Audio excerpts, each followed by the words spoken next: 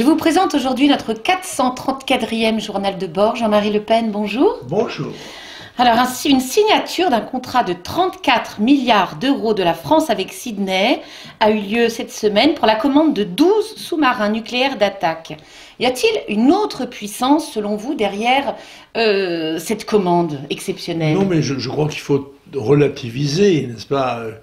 Nous sommes tous satisfaits qu'un chantier français ait pu recevoir une commande importante. Encore faudrait-il qu'elle soit confortée, en quelque sorte, confirmée. Et parce que, d'abord, je note que les sous-marins seront construits en Australie. À Adélaïde, je crois, et ce qui est assez normal, mais il y aura certainement des transferts de matériel, de personnel, de technologie, enfin tout cela. C'est une bonne nouvelle, ça ne remonte pas tout de même l'économie française au niveau où elle devrait être. Bon, enfin, on sait que nous sommes entrés pratiquement dans l'année électorale et que tous les jours il nous sera répété que tout va mieux, que les statistiques sont bonnes, qu'il y a pratiquement plus de chômeurs puisque ça a baissé le mois dernier. Oui. Donc de 60 000. Il y a pratiquement plus de problèmes. Et le président va s'acheminer comme cela, tranquillement, vers sa prochaine candidature, je pense. Alors le Brésil, quant à lui, semble crouler sous la densité de corruption de ses dirigeants, et ce, à tous les niveaux. Il subit la pire crise depuis le départ des militaires en 1985.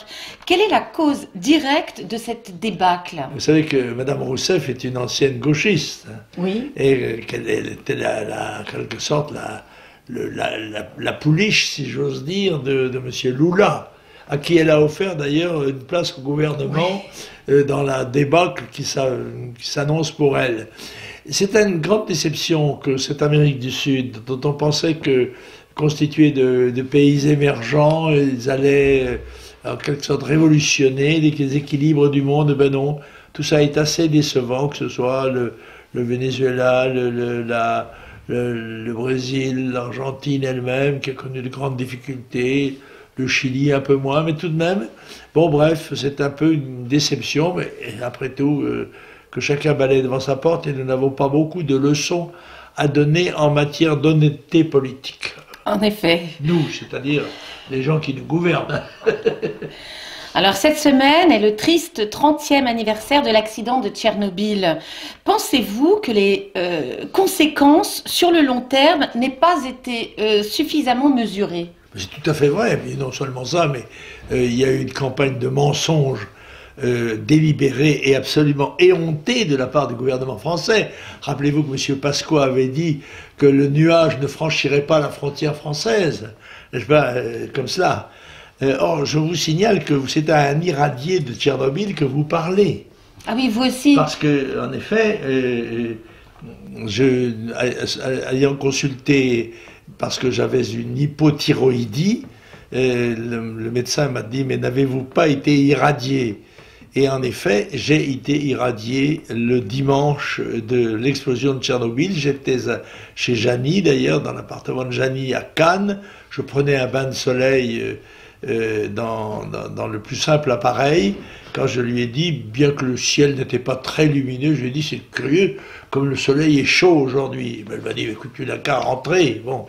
Eh bien, c'était le nuage de Tchernobyl, et j'ai donc été un des irradiés, avec une conséquence limitée, Dieu merci, mais tout de même importante, de la thyroïde. Et vous savez que ce nuage, on amenait aujourd'hui qu'il est passé sur la Corse, et surtout dans le nord de l'Italie, où, oui, il a causé sur la chaîne des Alpes de graves dégâts chez les jeunes, en particulier chez les enfants, où il y a des cancers de la thyroïde se sont multipliés. Bref, c'est une catastrophe qui doit toujours nous faire penser que le nucléaire comporte un risque très grand et doit donc être très surveillé, sans relâche, parce que le moindre accident identique, par exemple, ici, comme c'est à Fukushima, n'est-ce pas, eh bien, peut avoir des conséquences dramatiques sur des dizaines de siècles. Mmh. Alors, les élections autrichiennes, nous assistons à l'époustouflant succès du FPÖ, sont, selon vous, les prémices d'un changement des mentalités, et l'Européen se décomplexerait-il enfin? vous savez, tout de même, le mouvement national en Autriche, aussi bien d'ailleurs d'abord avec Haider et ensuite avec Strache maintenant, eh bien, a toujours été important. Et c'est une augmentation très sensible, mais qui est un peu comparable à celle du Front National, et probablement liée aux mêmes raisons, c'est-à-dire que l'Autriche se trouve être dans un secteur où l'arrivée des immigrants, des migrants est plus sensible qu'ailleurs. Et par conséquent, il y a une réaction populaire immédiate qui se crée et qui justifie le succès minimisé d'ailleurs par les médias qui disent 35%, alors que c'est 36,4%. C'est pas pareil, n'est-ce pas? Bon, ça serait 34,2%, ça serait souligné que ça n'est pas 35%. Hein, bon. Mais là, c'est bon, bref, quoi qu'il en soit, je pense que l'Europe, qui est un pays, vous le savez, malheureusement un continent qui est sous-peuplé et qui crée dans le monde une dépression vers laquelle se dirige le trop-plein du tiers-monde.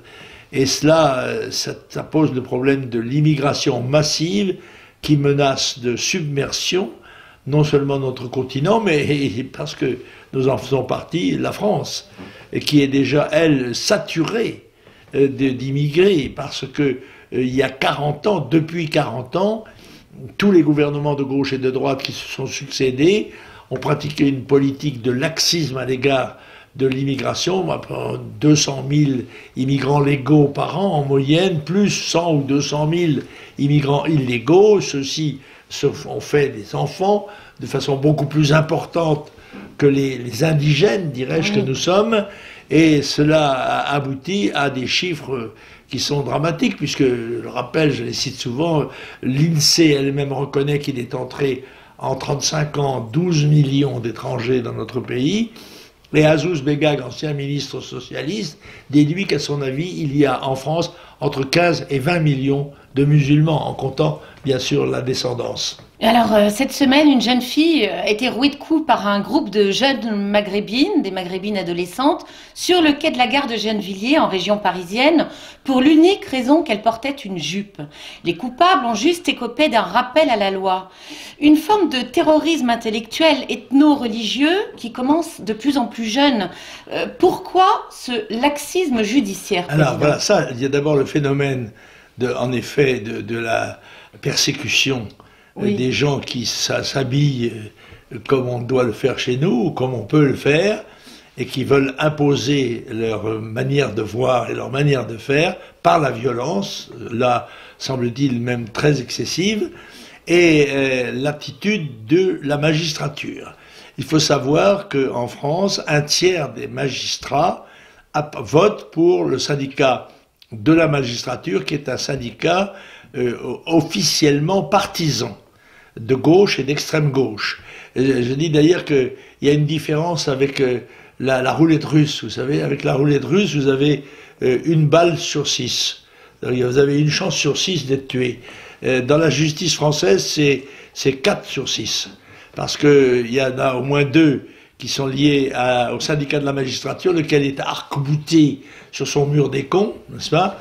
Et dans son document de présentation, je le rappelle, c'était une tête de cochon avec un képi de flic. C'est vous dire quelle est la pensée des jeux. Et moi, je suis souvent victime de décisions judiciaires qui sont évidemment politiques.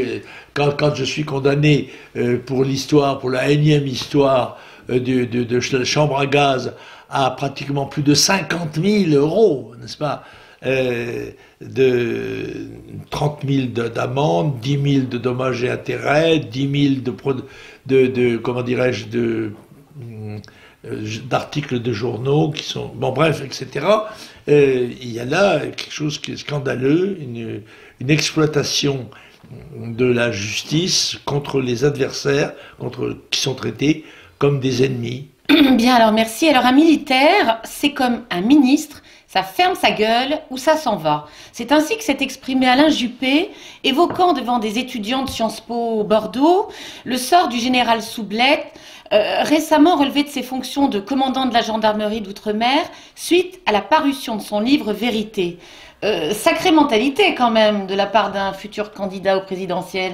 Je dois dire que la formule est de Chevènement. C'est Chevènement qui, la première fois, avait utilisé cette formule. Un ministre, ça obéit ou ça démissionne. Voilà. Oui. Et je ne suis pas étonné, pour ma part, que le général de gendarmerie, après un livre remarquable et courageux, ait été relevé de sa fonction, qui est une fonction d'autorité. Mais je pense que il faudrait que ce genre comment dirais-je, de franchise se multiplie et que l'armée, la grande muette, fasse connaître son opinion sur la situation dramatique qui est la sienne et par conséquent la nôtre. Je pense que le général s'attendait à cette sanction. Je pense qu'elle contribuera à pousser les ventes de son livre, que je conseille vivement de lire. Il est plein de... Non, moi, il ne m'a pas appris grand-chose, mais je pense qu'à beaucoup de gens, il apprendra des choses très intéressantes et très inquiétantes. Alors, une visite de l'inspection du travail sur le chantier de reconstruction de votre maison de Rueil-Malmaison s'est déroulée hier. C'est extraordinaire. Écoutez, vous savez que notre maison a brûlé en janvier 2015 et qu'elle est en reconstruction. Il y a donc un chantier. Or, ce chantier a reçu la visite de 4 inspecteurs du travail venus voir sans doute si dans le chantier de Le Pen il n'y avait pas de clandestins. Bref, enfin, ils ont fermé le chantier pour des raisons de sécurité qui devront être réglées probablement aujourd'hui ou demain. Ceci conforte en quelque sorte l'idée que j'ai d'être la victime d'une persécution à peu près dans toute une série de domaines. C'est ainsi que j'ai eu en même temps, la veille de Noël, 5 injonctions fiscales différentes, que je suis l'objet d'une poursuite par le parquet à la demande de la haute autorité de la transparence dirigée par le socialiste Nadal, que le Parlement européen me réclame 320 000 € d'indus qui seraient dus parce que mon assistant aurait, sur 5 ans, travaillé 3 semaines pour quelqu'un d'autre. J'en passe et des pieds. J'ajoute que j'ai été le même jour condamné 3 fois. Une fois par la Cour de cassation et une fois à Nice sur les affaires touchant des Roms, n'est-ce pas ? Et un jugement politique que je portais plutôt ironique et amusé, et puis le fameux jugement de la 17e correctionnelle sur le détail qui se montait à 50 000 €. Voilà, donc cette conjonction me laisse penser qu'il y a eu à un moment donné un mot d'ordre donné, attaqué, soupçonné, calomnié, il en restera toujours quelque chose, voilà. Quand est-ce qu'on vous lâchera les basques? Ah, quand je serai mort. Ah. Là, je serai... Et encore, c'est pas sûr. On me reconnaîtra à ce moment-là, sans doute, j'espère, quelques qualités. Ça fera plaisir à ma descendance. Vos ouvrages? L'ouvrage, c'est le procès de Jeanne d'Arc, qui est un livre de Robert Brasillac, dont je conseille la lecture si on le trouve, parce que ce procès est extraordinaire, c'est vraiment une pièce unique dans la littérature française, et Robert Brasillac, qui est un grand écrivain, la met au sommet de la littérature française. Et puis, aujourd'hui, ça n'est pas un livre que je vous propose, c'est un film, Les dieux meurent en Algérie, et c'est un film de monsieur Patrick Buisson, qui, vous le savez, dirige l'antenne Histoire, oui. N'est-ce pas, oui. Chaîne de la télévision. Chaîne Histoire. La chaîne Histoire. Alors, je pense que il est très intéressant. D'après ce qu'on m'en a dit, je ne l'ai pas encore vu, mais je ne manquerai pas de vous en parler quand je l'aurai vu. Un appel au rassemblement du 1er mai devant la statue de Sainte Jeanne d'Arc. Ça, alors là, écoutez, bien sûr, voilà. C'est très important. car c'est un geste à la fois de respect à l'égard de Jeanne d'Arc, notre patronne en quelque sorte, et c'est aussi un geste politique important. J'espère que nous serons très nombreux. C'est un grand effort qui est demandé. Il y a des gens qui vont venir de très loin, et je pense à ceux qui viennent de Nice, de Perpignan, de Bayonne ou de Bretagne, et qui viendront m'écouter parce que je m'adresserai à eux pas trop longtemps pour qu'ils ne se fatiguent pas, parce qu'ils seront debout, eux. Au moins, Car, votre je ne sais pas si mouvement... vous avez remarqué, les manifestants gauchistes de nuit debout, ils sont assis. Et Jeanne au secours, voilà, donc sous le drapeau de Sainte Jeanne d'Arc, nous nous retrouvons donc tous ce dimanche à 10 h, place des Pyramides. Oui, à partir de 10 h. À partir de 10 h. Merci.